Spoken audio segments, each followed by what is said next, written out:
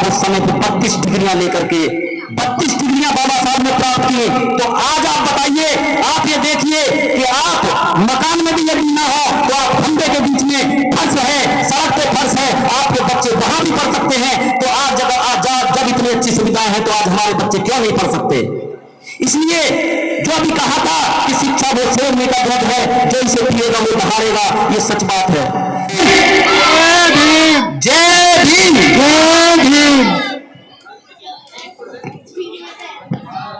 तथागत बुद्ध को नमन करते हुए भारत में जन्मे सभी संत महापुरुषों को नमन करते हुए और भारतीय संविधान के रचयिता, महिलाओं के मुक्तिदाता, दलित, शोषित, पिछड़े और कमजोर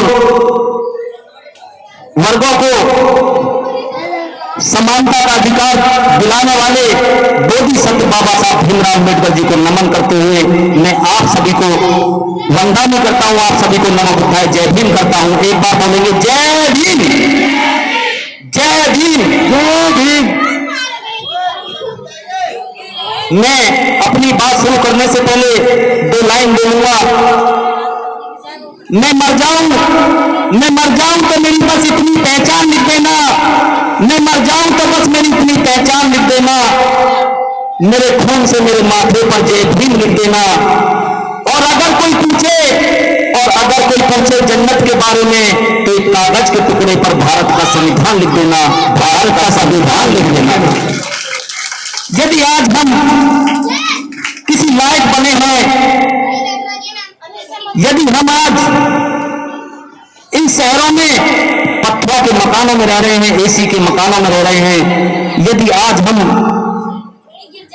अच्छी अच्छी गाड़ियों में चल रहे हैं, यदि आज हम कोट पैंट सूट बूट में रह रहे हैं, अच्छे ऑफिसों में जाकर के नौकरी कर रहे हैं, तो ये भारतीय संविधान की देन है, बाबा साहब अम्बेडकर जी की देन है।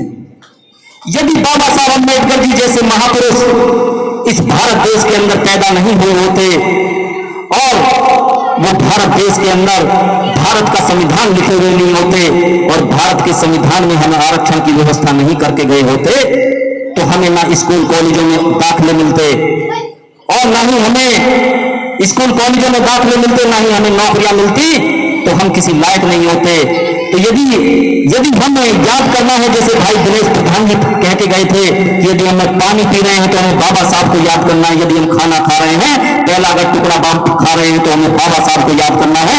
ये किसी की देन नहीं है, सिर्फ बाबा साहब अम्बेडकर जी की देन है। नहीं तो आप धोखे देखा है, आपने सबको धोखे देखा है 70 साल। आप बताइए क्या संविधान लागू होने से पहले आपकी स्थिति क्या थी? वो सब जानते हैं, सबने पढ़ा है, बाबा साहब की जीवनी पढ़ी है, सब इस बात को जानते हैं कि बाबा साहब की क्या स्थिति थी, हम लोगों की क्या स्थिति थी।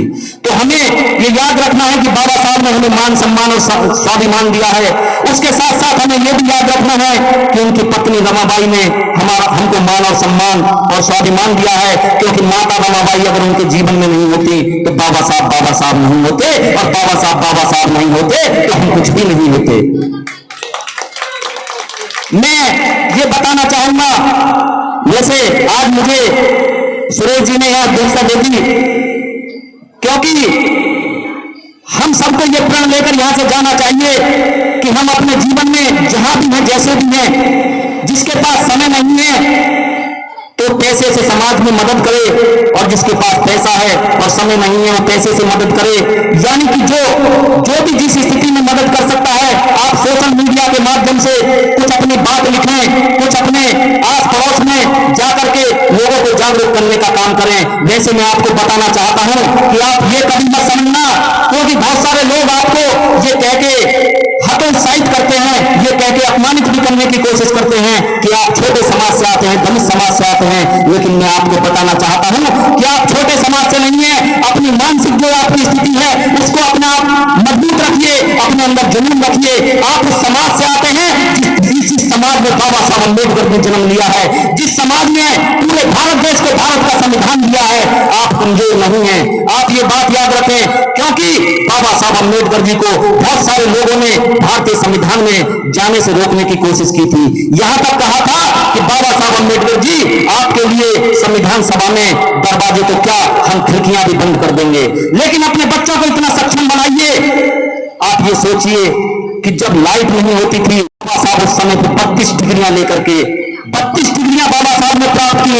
तो आज आप बताइए, आप ये देखिए कि आप मकान में भी यदि ना हो तो आप खंबे के बीच में फर्श है, सड़क पे फर्श है, आपके बच्चे वहां भी पढ़ सकते हैं। तो आज जब इतनी अच्छी सुविधाएं हैं तो आज हमारे बच्चे क्यों नहीं पढ़ सकते? इसलिए जो अभी कहा था कि शिक्षा वो शेरनी का दूध है, जो इसे पिएगा वो दहाड़ेगा, ये सच बात है। ये मैं अपने आप से ही कहता हूं। मैं भी एक मजदूर का बेटा हूं। मेरे पिताजी चिनाई करते थे, हम 3 भाई हैं। अगर हमने आज, मैं एक एडवोकेट हूं, क्योंकि भाई शशि भूषण जी हैं, अरविंद जी हैं और सुरेश जी हैं, बाकी दिनेश प्रधान जी बैठे हैं, शगुन बौद्ध जी बैठी हैं, रिशपाल जी बैठे हैं। मैं आपको बताना चाहता हूं कि हम लोगों का जीवन, जहां भी जितनी कोशिश होगी, जहां भी जितना हमारा समय देने का समय होगा, हम बाबा साहब अम्बेडकर जी के मिशन में देंगे, क्योंकि हमारा एक एक कपड़ा बाबा साहब का ऋणी है, बाबा साहब का ऋणी है। और हम अपने समाज को जगाने का काम करेंगे। मैं आपको ये बताना चाहता हूं कि अगर हमने नौकरियां प्राप्त की, हम आगे बढ़े, तो बाबा साहब की देन है। मैं ये भी बताना चाहता हूं, आप कमजोर नहीं है। जब भी आपको अपनी ताकत दिखाने का मौका मिला है, जब भी आपको अपनी काबिलियत दिखाने का मौका मिला है, तो आप सबसे आगे बढ़े हैं। आपने दिखाया है 2 अप्रैल 2018 में कि आप कितने ताकतवर हैं और कितने संगठित हैं।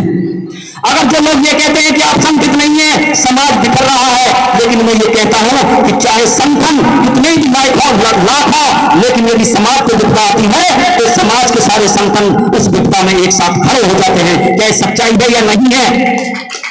ये सच्चाई है।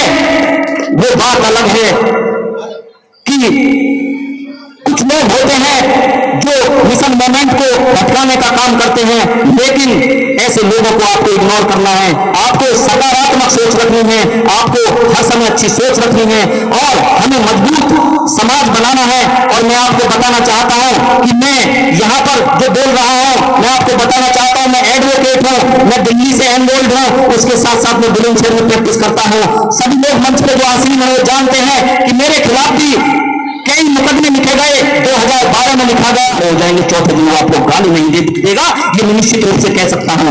ये मैं कह सकता हूं क्योंकि मैं इस चीज को जानता हूं। तो मैं अपनी बात 4 लाइन कह के समाप्त करता हूं कि जब पैदा हो बच्चे तो धरातल भीम का हो, जब पैदा हो बच्चे तो धरातल भीम का हो, जब बंद हो आंख तो सहारा भीम का हो। एक पीढ़ी भी मिट जाए तो कोई गम नहीं, एक पीढ़ी भी मिट जाए तो कोई गम नहीं, लेकिन मरते वक्त भी मेरी जुबान पर नारा भीम का हो, मेरी जुबान पर नारा भीम का हो। जय भीम, नमो बुद्धाय, जय संविधान, जय कांशीराम, जय भीम।